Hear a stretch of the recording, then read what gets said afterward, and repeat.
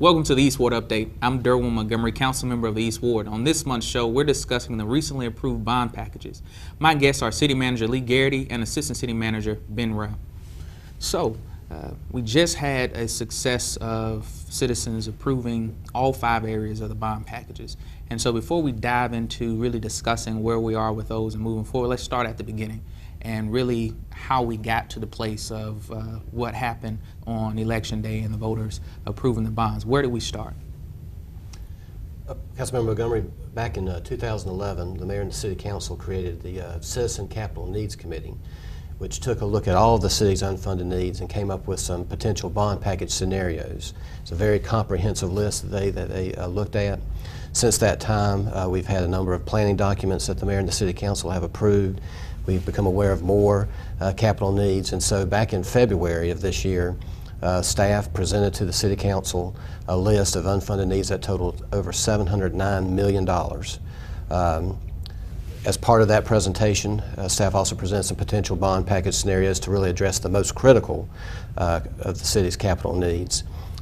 At the Mayor and the City Council's request, we held 9 community meetings in April and May to get input from citizens about the potential bond package. Had over 350 people participate in those meetings and give us feedback. And then in August, the Mayor and the City Council approved the 5 bond orders that were approved last week. That totaled $139.2 million. All right, and so as we moved through all of that, this was nothing that just came up overnight. It was a lot of planning, citizens input, citizens engagement, council members input in that process. Ms. City Manager, what was some of the things that was important as we walked through this process? I think what was really important to you, Councilman Montgomery, and the rest of the council and the mayor was that citizen engagement. We were asking citizens to raise taxes to pay for these capital improvements, and so what was really critical was asking the citizens, engaging the citizens, what do you want? What will improve your quality of life? And through a lot of work of staff and primarily council to engage the citizens, we heard strongly from them, these are the things that we would like to improve our quality of life. And in that process, were there some specific items that jumped out more universally across the city, and then some things that were probably more so in specific parts of community that seemed to be important? There were. I would say probably the thing that stood out the most was the condition of streets and sidewalks.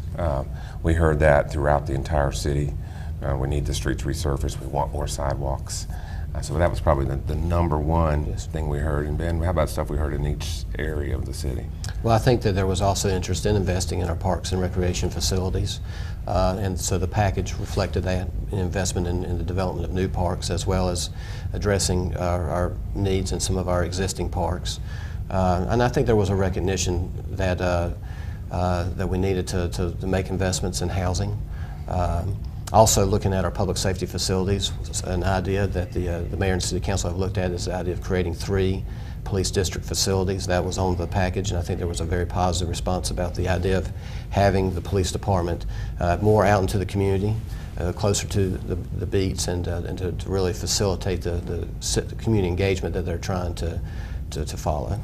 And I think some people, may ask the question, well, why is it that the city doesn't do this type of work all the time, and why is it that at this time we're bringing such a large amount of things that need to be done, and then requiring a vote from the citizens to actually do that?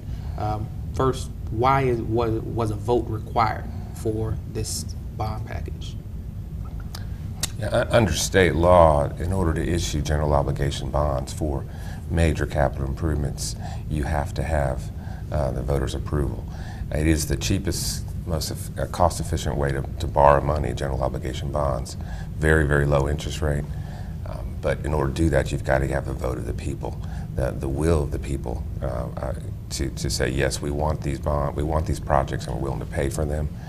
We had not had a bond referendum in 14 years.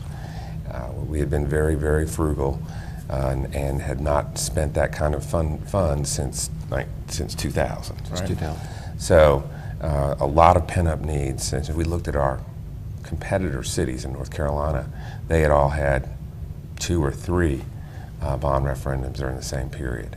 And we do have to compete to make sure we maintain that quality of life, to retain and attract employers and individuals. So it's really important to have those parks, those roads, those good housing, to have a vibrant city.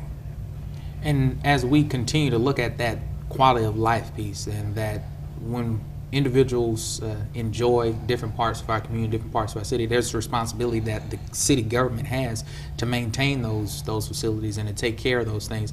And although we're going to make a large impact in terms of with the dollars as a part of the bond, there are things that we normally do within our annual budgets that go to certain capital improvements. Can you tell me a little bit about that?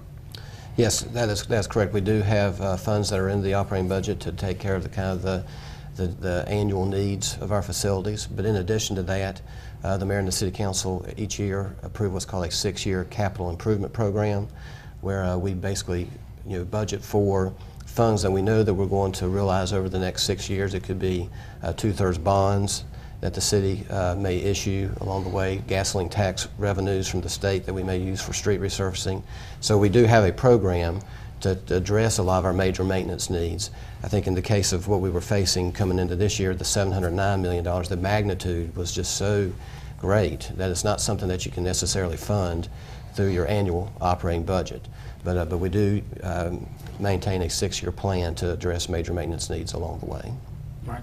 If we were to have put all of those needs on the bond, number one, I'm doubtful the success of such, but it would have required such a large increase in the tax rate in order to cover all of those.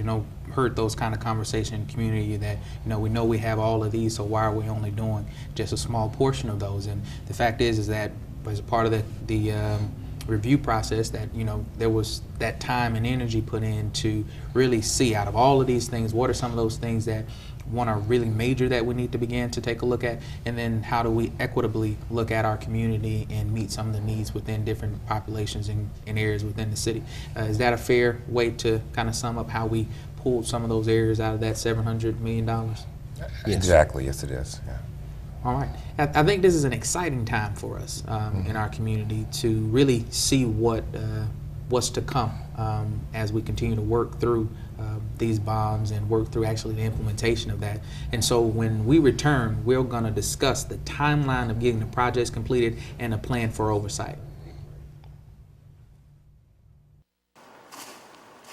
When raking or blowing your leaves, remember to keep them out of the gutter and away from storm drains.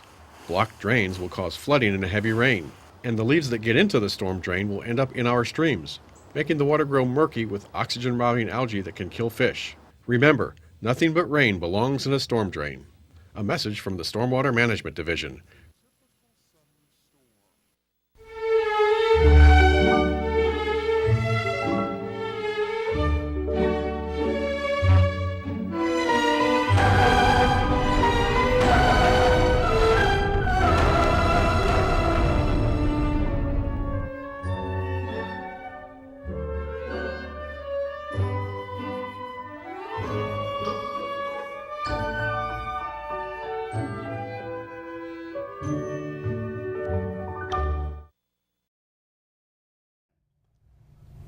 Welcome back to the East Ward Update. I'm Derwin Montgomery. I have City Manager Lee Garrity and Assistant City Manager Ben Rao, and we're discussing the recently approved bond packages. So what's the real number that we're looking at here? What was the total number that was approved by voters? The total amount was $139.2 million, and that was spread across 5 bond orders. And tell me a little bit about each one of those. Well, you had $25 million for economic development, which included investments in business parks, infrastructure in that regard, $3 million for downtown development, and $2 million for our Revitalizing Urban Commercial Areas program. There was an order for housing that totaled $10 million. It was $6 million for housing neighborhood development and $4 million for the Transforming Urban Residential Neighborhood program. Then a bond order of $31 million for public safety facilities. That included funds for renovation of our police public safety center, the Alexander Beatty Public Safety Training and Support Center, as well as the construction of the police district facilities and some major maintenance needs for our fire stations. Then a fourth order was for Parks and Recreation. It totaled $30.85 million. That was for investments in new parks as well as investments in our existing parks and recreation facilities. And then finally, a fifth order for street and sidewalks that totaled $42.35 million. And as we mentioned earlier, investments for street resurfacing, sidewalk construction, some corridor improvements, greenway investments in greenways, those types of transportation infrastructure. All right, and so looking at all of those areas, when we look at the actual vote that was passed on each one of those categories, it would be what I would guess, supermajority in each one of those categories, as it was more than 60% in each one of the categories. Do you have any kind of thought on why you think the community supported it over each one of those overwhelmingly?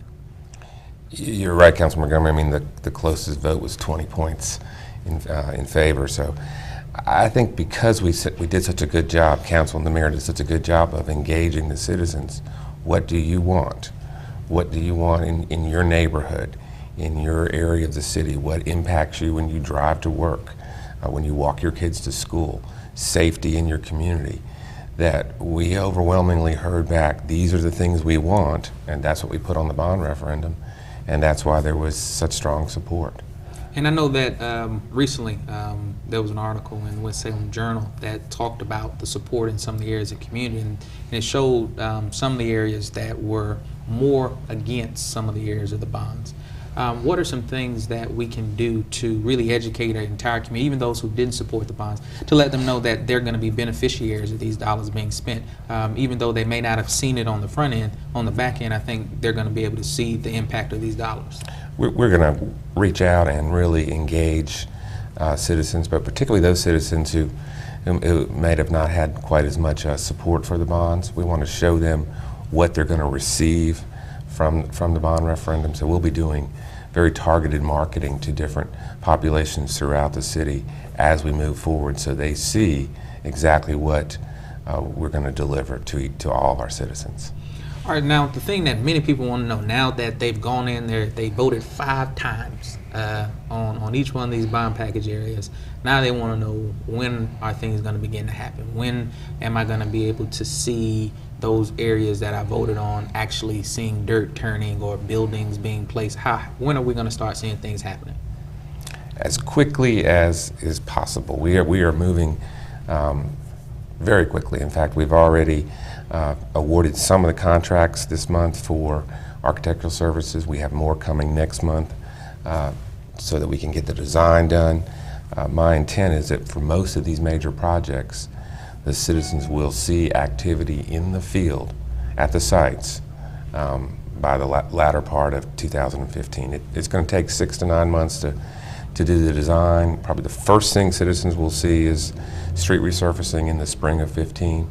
But as far as the construction of projects, by the fall of 15, our goal is to actually see these projects coming out of the ground. And so as they're looking really within the next year to 2 years to really see things moving in these areas, you know, a lot of planning has to go in place, because you just can't go start building a building without any plans or renovations and those kind of things. And so the first part of these things will be the fact of, as you said, architectural work and those engineering to be done in order to make sure that what's produced is something of quality. And so as the dollars are spent, people are also going to be concerned about, you know, yes, we approved it, now let's make sure that we're watching the dollars, making sure the dollars are being spent properly and correctly and in the areas that we approved, as we're required to and bound by law to do. But it's always great to be able to have that transparency for citizens to be able to see firsthand, yes, you know, they're doing exactly what they said they were going to do with the dollars that we approved. How will we allow that opportunity for that transparency and for citizen engagement as we move forward with the actual implementation of spending these dollars? Well, there are two measures that we'll put forward to the City Council. One is the creation of a Citizens Bond Oversight Committee. That proposal is going forward to Council this month.